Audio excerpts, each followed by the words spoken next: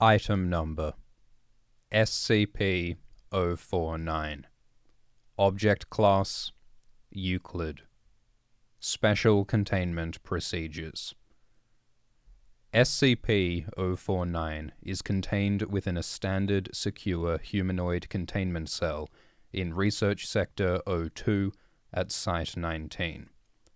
SCP-049 must be sedated before any attempts to transport it.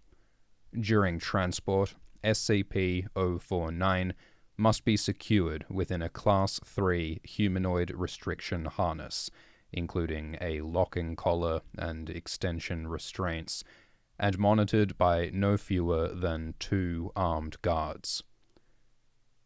While SCP-049 is generally cooperative with most Foundation personnel, outbursts or sudden changes in behavior are to be met with elevated force.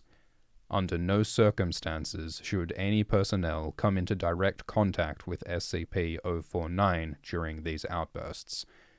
In the event SCP-049 becomes aggressive, the direct The application of lavender, L. multifida, has been shown to produce a calming effect on the entity. Once calmed, SCP-049 generally becomes compliant and will return to containment with little resistance. In order to facilitate the ongoing containment of SCP-049, the entity is to be provided with the corpse of a recently deceased animal, typically a bovine or other large mammal, once every 2 weeks for study. Corpses that become instances of SCP-049-2 are to be removed from SCP-049's containment cell and incinerated. SCP-049 is no longer permitted to interact with human subjects, and requests for human subjects are to be denied. Temporary Containment Procedure Update. See Addendum 049.3 per Containment Committee Order 049.S19.17.1. SCP-049 is no longer permitted to interact directly with any members of Foundation staff, nor is it to be provided with any additional corpses to be used in its surgeries. This order shall persist indefinitely, until such a time as consensus regarding the ongoing containment of SCP-049 can be reached. Description: SCP-049 is a humanoid entity roughly 1.9 meters in height, which bears the appearance of a medieval plague doctor. While SCP-049 appears to be wearing the thick robes and the ceramic mask indicative of that profession, the garments instead seem to have grown out of SCP-049's body over time, and are now nearly indistinguishable from whatever form is beneath them. X-rays indicate that despite this, SCP-049 does have a humanoid skeletal structure beneath its outer layer. SCP-049 is capable of speech in a variety of languages, though it tends to prefer English or medieval French. While SCP-049 is generally cordial and cooperative with Foundation staff, it can become especially irritated or at times outright aggressive if it feels that it is in the presence of what it calls the pestilence. Although the exact nature of this pestilence is currently unknown to Foundation researchers, it does seem to be an issue of immense concern to SCP-049.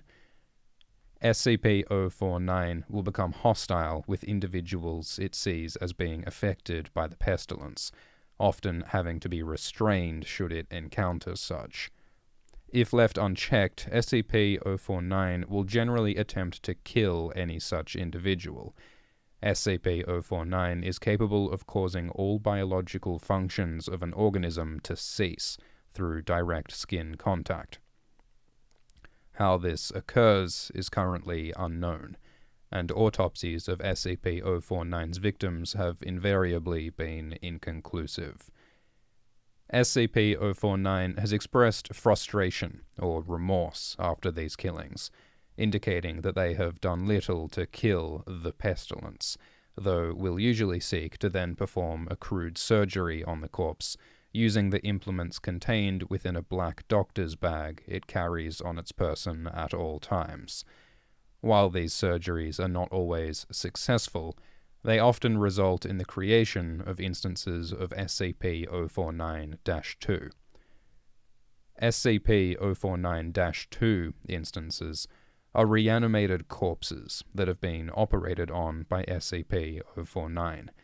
These instances do not seem to retain any of their prior memories or mental functions, having only basic motor skills and response mechanisms.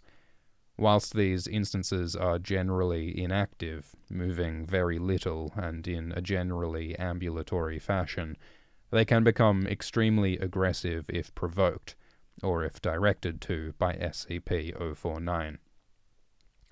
SCP-049-2 instances express active biological functions, though these are vastly different from currently understood human physiology. Despite these alterations, SCP-049 often remarks that the subjects have been cured. Addendum 049-1 Discovery. SCP-049 was discovered during the investigation of a series of unknown disappearances in the town of Montalban in southern France. During a raid on a local home, investigators found several instances of SCP-049-2, as well as SCP-049. While law enforcement personnel engaged the hostile 049-2 instances, SCP-049 was noted as watching the engagement and taking notes in its journal. After all of the 049-2 instances were dispatched, SCP-049 willingly entered Foundation custody. The following interview was conducted by Dr. Raymond Ham during the initial investigation. Interviewer: Dr. Raymond Ham, Site 85. Interviewee: SCP-049. Begin log. 049, in French. So then, how should we begin? An introduction? Ham. Aside. Is that French? Can we get a translator? 049, in English. The King's English. No need for translation, sir. I can speak it well enough. Ham. Good. My name is Dr. Raymond Ham, and I... 049. Ah, a doctor. A like-minded individual, no doubt. Wherein is your speciality, sir? Ham. Cryptobiology. Why... 049. Laughs. A medical man, such as myself. Wonders abound. And here I worried I had been abducted by common street thugs. Looks around the room. This place, then, this is your laboratory? I had wondered, as clean as it is, and with such little trace of the pestilence here. Ham. The pestilence? What do you mean? 049. The scourge, the great dying. Come now, you know, the taps temple furiously. What is it they call it? No matter. The pestilence. Yes, it abounds outside these walls, you know. So many have succumbed, and many more will continue to, until such time as a perfect cure can be developed. Leans back in its chair. Fortunately, I am very close. It is my duty in life to rid the world of it, you see. The cure to end all cures. Ham. When you say the great dying, are you talking about the bubonic plague? 049. Pauses. I don't know what that is. Ham. I see. Right. Well, the entities our agents encountered at that house, they were dead when you encountered them, yes? And you reanimated them? 049. In a manner of speaking. You see things too simply, Doctor. Expand your horizons. Life and death, sickness and health, these are amateur terms for amateur physicians. There is only one ailment that exists in the world of men, and that is the pestilence, and nothing else. Make no mistake, they were very ill, all of them. Ham, you think you cured these people? 049. Indeed, my cure is most effective. Ham, the things we recovered were not human. 049. Pauses and glares at Dr. Ham. Yes, well, it is not a perfect cure, but that will come with time, and further experimentation. I have spent a lifetime developing my methods, Dr. Ham, and will spend a lifetime more, if necessary. Now, we have wasted too much time. There is work to do. I will require a laboratory of my own, one where I can continue my research unimpeded, and assistance, of course, though I can provide those on my own in time. Laughs. Ham, I don't think our organization will be willing to... 049. Nonsense. We are all men of science. Fetch your coat and come show me to my quarters, Doctor. Gestures with pointed stick. Our work begins now. End log. Interviewer's note. While SCP-049 is capable of communicating in a very human way, there is a strange sense of unease that one experiences when in its presence. Make no mistake, there is something very uncanny about this entity indeed. Additionally, we've confiscated that pointed stick that SCP-049 keeps waving around. Part of this was due to standard confiscation protocols for the possessions of anomalies, and part because 049 really is a menace swinging it around like he does. The entity was displeased at first, but after we made some concessions in providing it with test subjects, which are admittedly more for the benefit of our own research, it warmed up to the idea. Addendum 049.2 Observation Log. While in containment at Site-19, SCP-049 has spent a considerable amount of time studying and performing surgery on the various mammalian corpses it has been provided.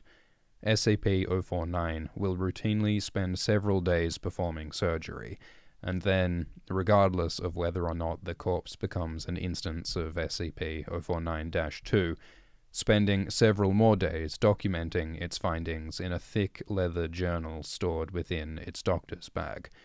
SCP-049 will often seek to share its findings with members of Foundation staff. The following is a log of several occasions during which SCP-049 was observed operating on a mammalian corpse. Observational Log 049.OL.1 Summary. Subject: SCP-049. Preface. A test subject, D-85123, was introduced into SCP-049's containment cell. The entity expressed sincere gratitude towards all members of the containment and research staff. Observation Notes. SCP-049 began by asking D-85123 several standard medical questions as it began removing tools from its bag. Shortly after finishing its preparations, SCP-049 quickly closed the distance between the two, killing the subject with a touch to its throat. Afterwards, SCP-049 made a number of considerable alterations to the basic structure of the subject's corpse, often introducing fluids from within its bag into the subject by way of a hand-powered pump and copper tubing. The resulting 049-2 instance became animated, flailing and grasping at the walls of the chamber with a number of manufactured limbs, while moaning out of an oblong orifice now present in its sternum. During this time, SCP-049 was observed taking notes of the instance in its journal, and remarking to the watching research staff about the efficacy of its cure. Security personnel entered the chamber to move SCP-049 back to containment, and were attacked by the instance. The security team dispatched the 049-2 instance, and SCP-049 returned to containment with no resistance, stating that it was pleased with the results. Observational Log 049.OL.2 Summary. Subject: SCP-049. Preface: SCP-049 was provided the corpse of a recently deceased goat. SCP-049 expressed gratitude at the provision. Observation Notes. SCP-049 operated on the goat corpse for several days, eventually resulting in an instance of SCP-049-2. SCP-049 expressed pleasure in this outcome, though admitted the disease was still in its nascent stage. My veterinarian practice is rudimentary, but the patient responded well to the procedure. Observational Log 049.OL.3 Summary. Subject: SCP-049. Preface: SCP-049 was provided the corpse of a recently deceased orangutan. SCP-049 expressed noted gratitude at the provision, due to the similarities between the orangutan and common human physiology. Observation Notes. SCP-049 spent several days operating on the orangutan, reanimating it several times. However, SCP-049 appeared to be discontent with the results it experienced, returning to the creature 3 times after its initial reanimation for additional work. After it was unable to reanimate the corpse a 5th time, SCP-049 turned the corpse over to Foundation staff for incineration, stating, "I have learned so much from this, though I fear my early optimism was misplaced. I haven't yet come across such a stumbling block on my road to the cure. More subjects like this would do a great deal in advancing my research." Observational Log 049.OL.7 Full. Subject: SCP-049. Preface: SCP-049 was provided the corpse of a recently deceased bovine. SCP-049 expressed mild annoyance at the provision, though accepted it nonetheless. Observation Notes. SCP-049 spent several days operating on the bovine corpse, breaking only to dine on a requested dinner of thin crackers, salted pork, and hard cheese. Beginning first by embalming the corpse, SCP-049 was observed producing a number of long syringes from its bag, each containing a different dark viscous fluid. SCP-049 described these fluids as essences of the humors, and elaborated by saying the pestilence may bring about a systemic imbalance. In such a case, before true healing can begin, one must find the humors in balance, or the body will reject the cure. Over the next few days, SCP-049 spent a considerable amount of time adjusting the organs of the bovine corpse with a number of large metal instruments.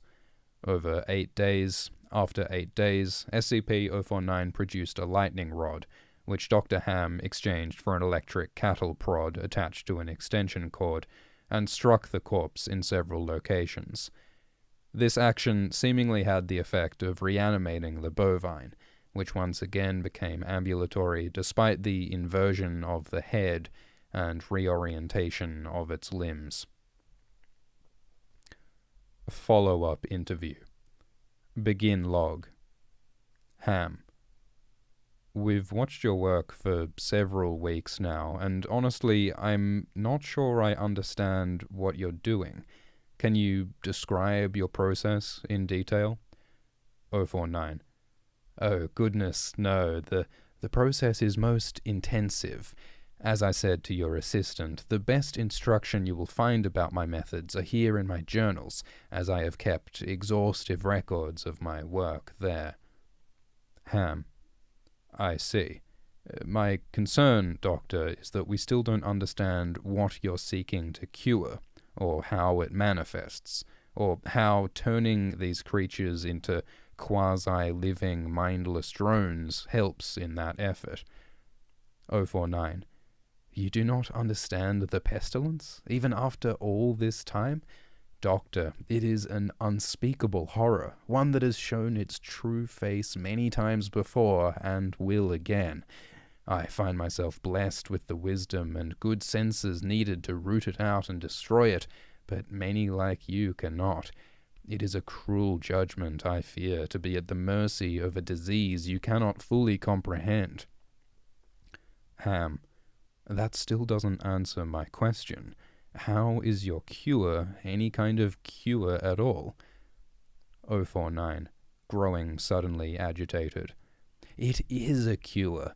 You may laugh at my efforts if you please, but do not besmirch the good name of scientific progress that has developed this great mercy. What you so short-sightedly see here is a life better than any this creature could have hoped for, stricken as it was with pestilence. This creature is now clean, unable to spread the pestilence, and free from the terror it would have experienced otherwise. Ham. This is hardly a creature at all, Doctor. It's not even... 049, very agitated. Do not jape with me, sir. You and your colleagues are like so many others, unable to look past minor setbacks to see the salvation taking place before your very eyes. Do you wait to remove rotten timbers until the hall collapses on top of you? No, you find them and you pull them out and replace them with those untouched by rot. And most of all, you do not simply mock the structure because it now looks different to you. It is strong. It is free of disease. Ham. I'm sorry, I didn't mean to agitate you. I'm just trying to understand. 049. Deep breath. Yes, well, do mind your words in the future, Doctor. I am a professional, but even professionals may feel the bite of pride in dealing with criticism of their masterpiece. I will forgive this as an act of good faith between colleagues. Ham. Is there anything else I can help you with? 049. Pauses, looking away from Dr. Ham. No, that will be all. Another test subject on the usual schedule. You know my preference of subjects with more human anatomies.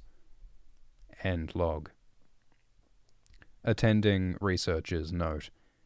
SCP-049 does seem to genuinely want to help other humans, though it has not yet been able to provide a concrete example of what exactly it is trying to save us all from.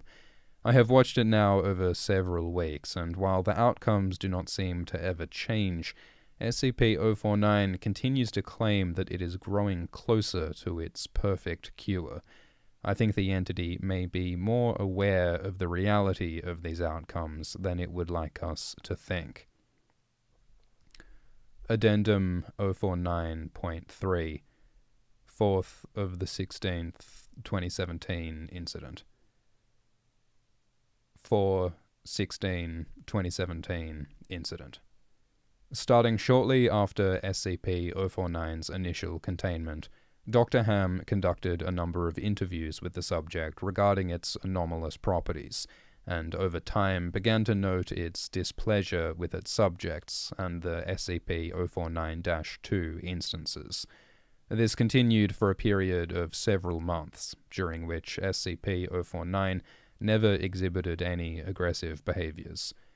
On April 16, 2017, as Dr. Ham was entering SCP-049's test chamber to conduct another routine interview, the entity began to grow anxious and asked Dr. Ham if he was feeling well.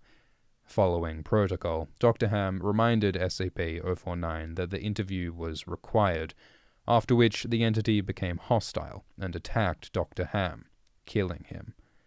Due to a lapse in security protocol, and because Dr. Ham did not activate the in-chamber emergency system, Dr. Ham's corpse was not discovered until 3 hours later, by which point SCP-049 had converted it into an instance of SCP-049-2. In the aftermath of this incident, SCP-049 was interviewed by Dr. Theron Sherman. Interviewer: Dr. Theron Sherman, Site 42. Interviewee: SCP-049. Begin log. Sherman: I need you to explain yourself. No response. Sherman: SCP-049, you are being directed to explain your actions, and I will remind you that failure to cooperate will result in further restrictions during your containment. 049 pauses. My actions do not need to be explained. Sherman: You killed Raymond Ham, and then butchered him until he... 049, interrupting angrily. Not dead. No, not dead. He is cured. Sherman: Cured? Cured of what? 049. The pestilence, sir.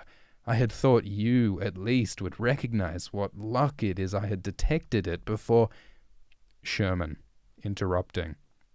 What pestilence? You keep going on and on about this pestilence, but you have not once been able to properly identify this disease. What could you have possibly seen in him today that you had not seen so many times before that it would be worth his life? 049. He pauses.